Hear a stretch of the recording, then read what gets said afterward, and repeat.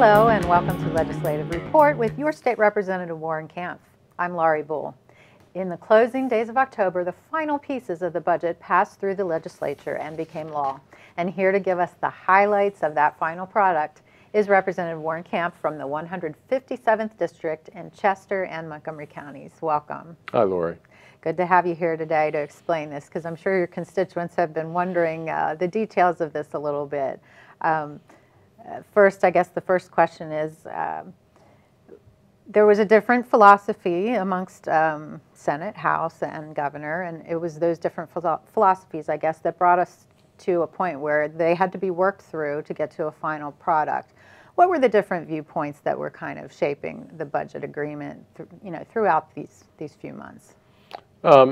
So, Laurie, I guess I like to sort of frame the time that we're talking about. So for folks that are watching, we have to have our budget done by the end of June every year, really the same time as the local school districts. And in fact, probably historically, that's why it developed that way, because we do provide a lot of K through 12 educational support. In fact, this year, a record amount of money, I think something like $11.6 billion in state taxes alone for K through 12. Unfortunately, we passed our spending, our appropriations bill, basically on time, right at that cusp between June and July.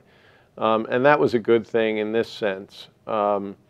The taxes were going to continue to be collected. People didn't see suddenly that their income tax was no longer collected, or the sales tax. It was all being collected. So to have a spending plan and have those dollars being deployed in August and July and September and October went on as usual. But there was a piece about $700 million, I think, of revenue that we had to find somewhere else in order to fund the new budget, the 2017-2018 budget. And we had developed a pretty significant shortfall in last year's projections. In other words, we didn't collect as much as we had predicted, something on the order of, when it was said and done, about $1.5 billion. So we had a $2.2 billion problem, and we are required to finish that by June. We don't print money like the federal government or typically issue debt in order to fund ourselves from year to year. But that was really the issue that we were trying to solve.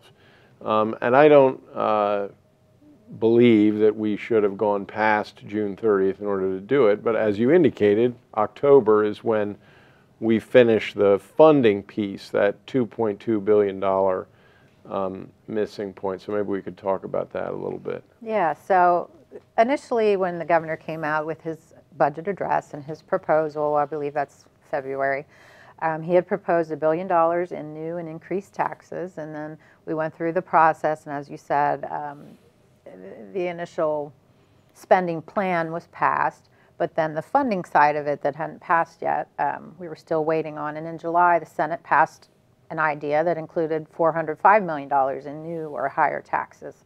So what happened to those proposals of new taxes and increased taxes, broad-based? Right. And so the governor back in February, I think, although he did not propose an increase in the income and the sales tax, he did propose additional taxes that would have, I think by his projections, raised about $1 billion more dollars, maybe even more than that. There was a tax on software, custom software.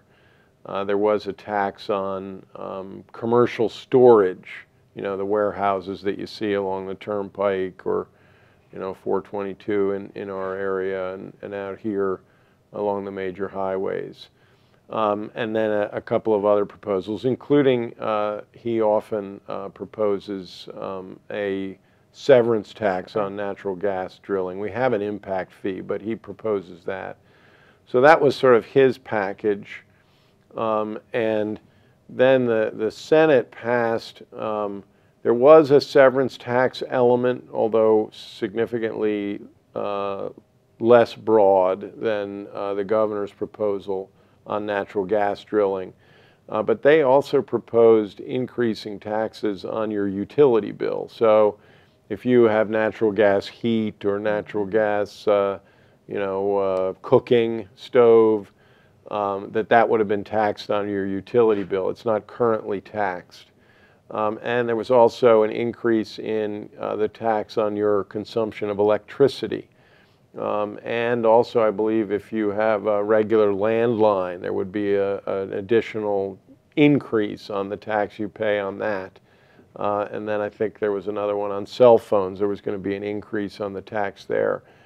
So among many of us in the House receiving that, and then also I think probably in the Senate and the House looking at the governor's proposals, which were really kind of hitting some specific industries that we really, don't want to hit, warehousing and storage, or our software businesses. Sure. I have SEI in my community, and they came to see me. They have something like 7,000 employees in my district, and when an employer of that magnitude comes to you and says, well, any employer, but clearly when you've got 7,000 employees, and then one of their representatives says, this is really a bad tax for us, we have to think twice about it. Sure. So many of us in the House and the Senate were reluctant to do those kinds of things. But on the utility taxes, there was also a sort of, this is really not hitting, it's hitting people, kind of in some senses nickel and diming them, but it's kind of those hidden taxes that, nobody will see that one or whatever. And they do matter, right? I mean, if you're going to generate $500 million from every person who's getting natural gas or electricity in their house, that is a big deal. So, and there were voices in the Senate, and I think there were voices in the administration on that package saying, I'm not so sure about that one. Mm-hmm.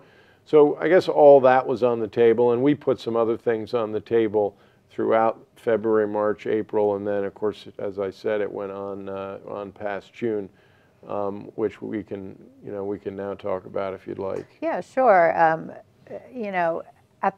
When fall came around and then the House dealt with some things, what ended up being in the final budget plan, the final spending plan, I guess tax proposal, tax code maybe is the correct way of saying it. What ended up being in there, and how would that affect, everyday Pennsylvanians?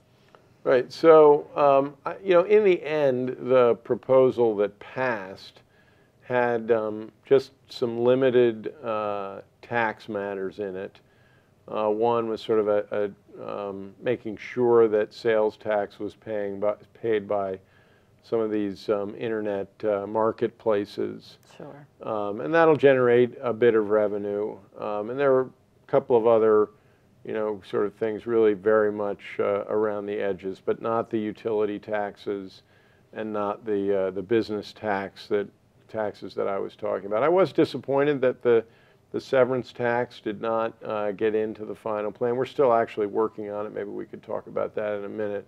But some form of that, I think, certainly its time is overdue. Every other, I believe, gas-producing state in the country has a severance tax. We have an impact fee, so it's not as if they're not paying money, but I think that the industry could bear that tax, and we'd still get the benefits that we're enjoying. Didn't make it in. Mm-hmm. So ultimately, we did some. We were using about $300 million of existing kind of reserve funds. Yes. The state has something on the order of $9 or $10 billion in reserves. Now, they're not reserves just sitting in our reserve account. That is actually at zero, and we could probably talk about some of the fiscal challenges we're facing, like our pension increase this year was $200 million in school pension payments alone, which is a huge number. our Medicaid costs They just continue keep to going up. rise. Sure. And so I guess my point there is we don't have a reserve fund, but we do have, for example, the joint underwriting account or the hazardous sites cleanup or the underground storage tank removal fund. And some of these funds have even reserve funds on reserve funds. And the money is set aside by the various agencies and entities that receive them for a reason, although some might argue perhaps they get a little bit conservative maybe or cautious with those dollars and let them build up perhaps a little bit too much. So $300 million out of a total of 9 or 10 billion is to me something I was capable of voting for, and so I did. We also did something which was somewhat controversial called it's either going to be securitization or borrowing. As I said, we had this $1.5 billion shortfall from last year.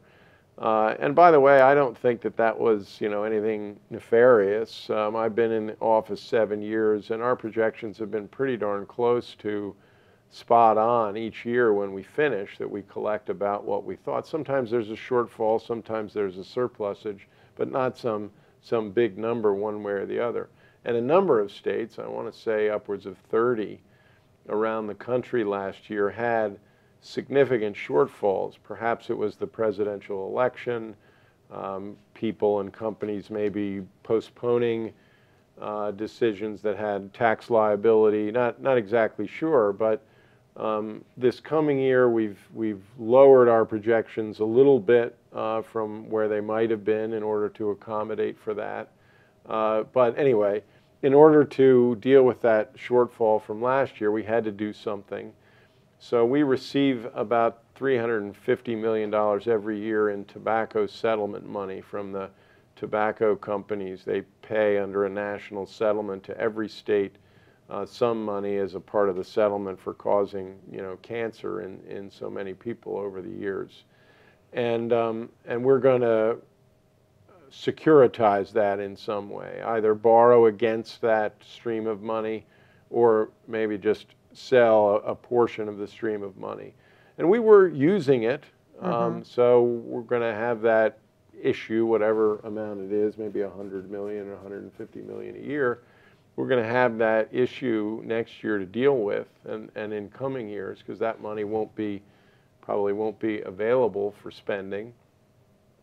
But that really does take care of that one piece. So then we're left with about $600 or $700 million of new revenue that was necessary. I said we did the $300 million. We also did a gaming bill, which I believe the governor signed, and that will add some new revenue. I don't think it's a really very big expansion of what you currently see out there. And it does legalize something that's already been in existence, but just was never regulated or legalized. Can you explain what that is and how that works? Yeah, so my understanding is that there's internet gaming, and this goes on, I guess, everywhere in the world, but it's also going on here in Pennsylvania. And, it's somebody at their home computer, basically gambling online. And it's not supposed to happen. It's illegal in Pennsylvania, and it is illegal in some other states. But most states, I think, let it happen and tax it, since it's already going on. So that's essentially what we're going to do. I think we provide the brick and mortar casinos with the kind of the right and the operating piece for these internet gambling sites. So it'll be somewhat connected to our current infrastructure of gaming, but then we'll be taxing that as well. And that's the main change, although there's some others. Yeah. Well, we're going to have to take a break. This has been going well, but we got a lot more to talk about. Unfortunately, we do have to take a quick break, and Legislative Report will return in just a moment.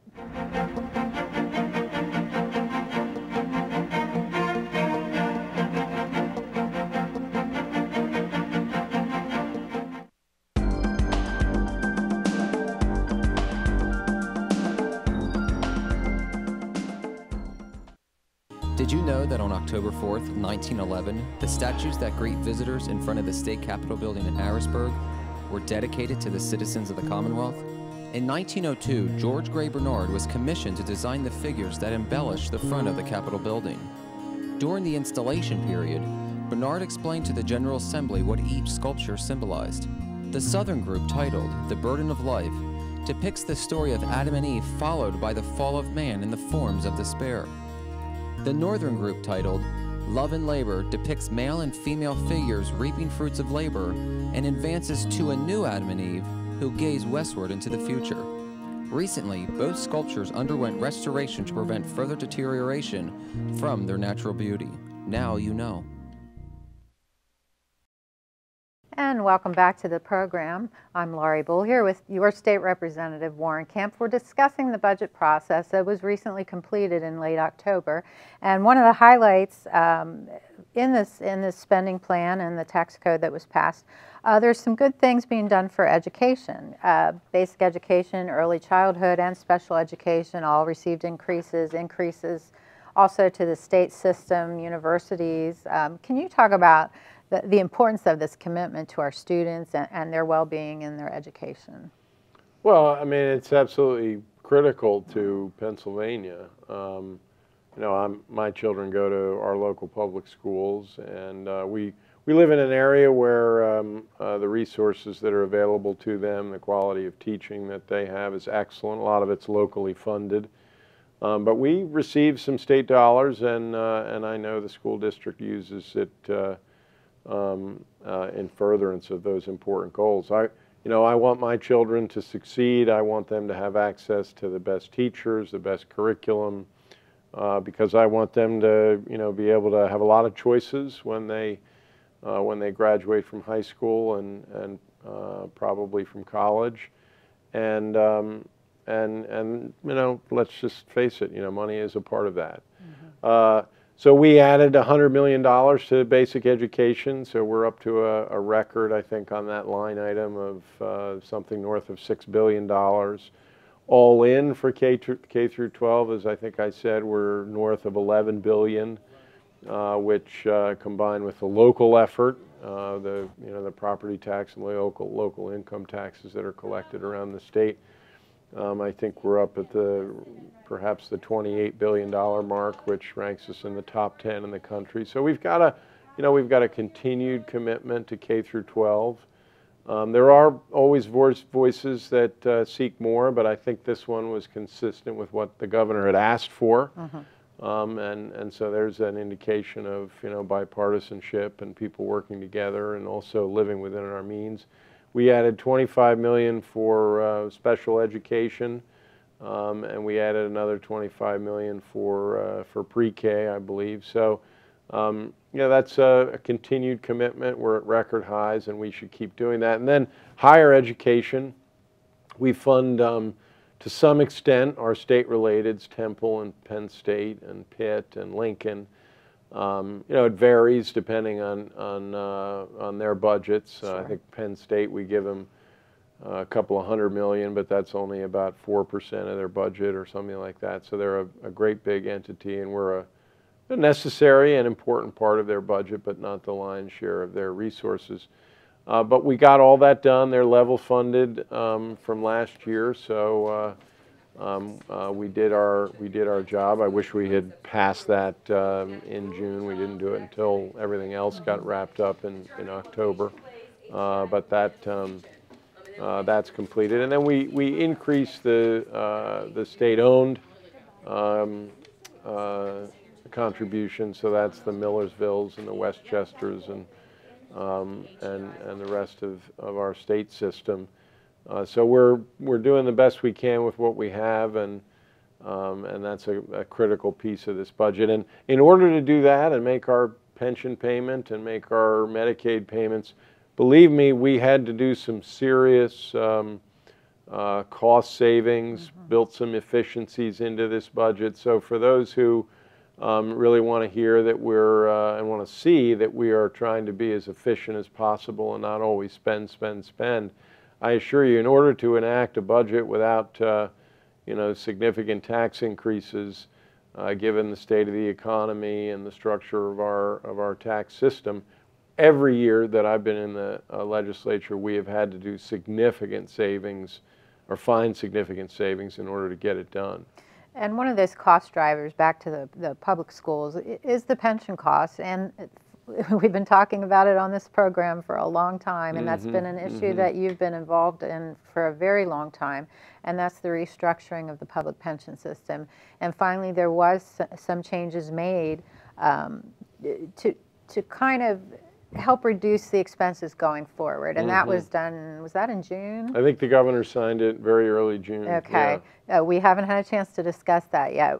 Your thoughts on that achievement, and if more tweaks need to happen going forward? So that was an historic achievement. Yeah. That was a great victory for, I think, for everybody. We made it mandatory that all new hires in the school districts and for state government, except those who wear a uniform, so our state police and our corrections officers, that's a different kind of profession. But everybody else will have to go into a 401k, it's actually 401A, I think, when you're an employee of the government, plan. They can choose to have 100% that way, or they would have what we call a hybrid, where they'd have a much reduced defined benefit piece, and then they'd have the 401A along with that. So bottom line, big change. And although the private sector has been there for a long time, we're one of the first states to do this kind of comprehensive reform. And we did get mention in national press outlets. The Wall Street Journal called us out and congratulated us on doing this. There's some savings in it, I think, long term, anywhere between maybe 5 and 20 billion, depending on how the market treats us over the years. But bottom line is it really reduces the risk that we're going to be in this situation we're in right now.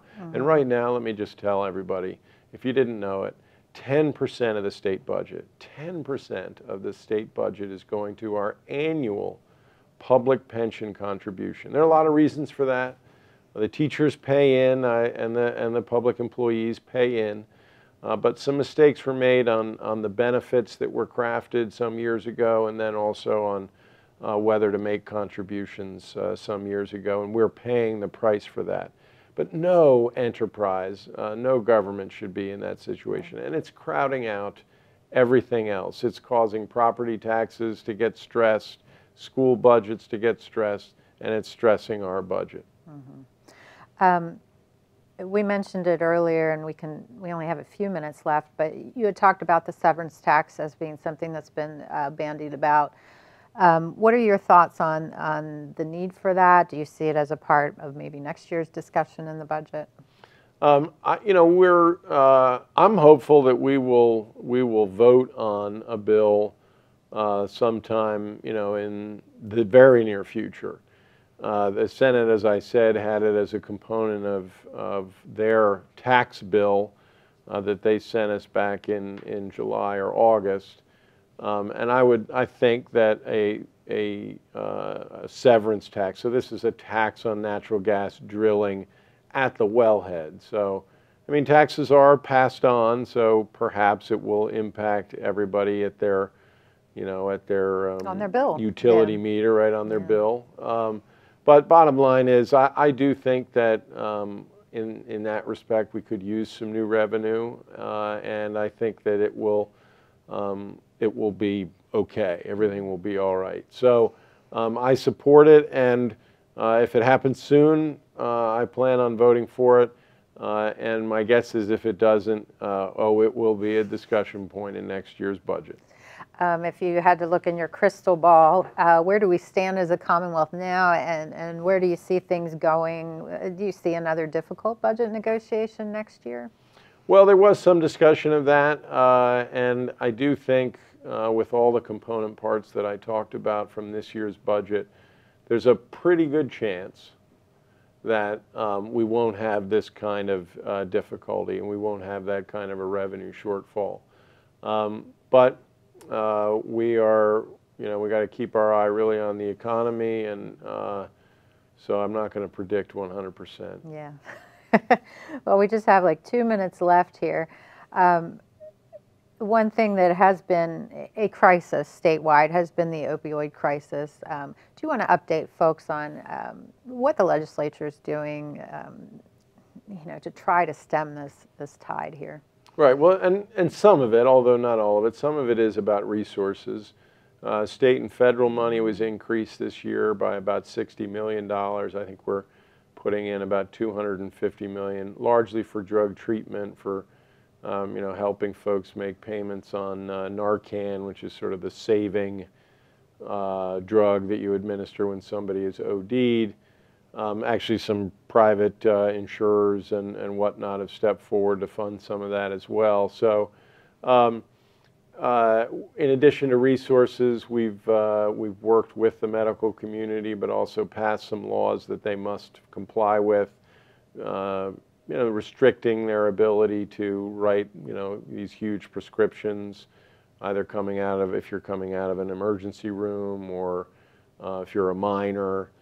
So we're working on that, and there's definitely there's a task force in Chester County that this county government has set up with the first responders and the medical community. There's one statewide. One thing we're focusing on is a warm handoff. This is this idea that if somebody touches the medical provider community, an ambulance, or goes into the ER with an overdose or with symptoms like this, that there's a way to sort of do a wraparound, the warm hands, and get that person on the treatment avenue, because that doesn't always happen. And treatment, is hit or miss. There are issues with how much is funded by carriers, but it's also, when someone's in the throes of addictions, they're not always making the wisest of choices. In fact, many times they're making terrible choices. And so it's not, an easy course. But the warm handoff concept is something that the folks who are really in the know have said we need to work on, and so we're doing that. Well, it's something we need to keep up with, and we'll stay in touch with you about the efforts that are going on here in the House related to that problem. But I thank you so much for spending time today and updating folks on the budget and the pension issue, and we'll just keep plugging away and see what else good things can happen over the next year. All right. Thanks, Lori. Yep. And if you have comments or questions about these or any other legislative topics, Representative Kampf's contact information will be on the screen in just a minute. Thanks for watching, and join us again for Legislative Report.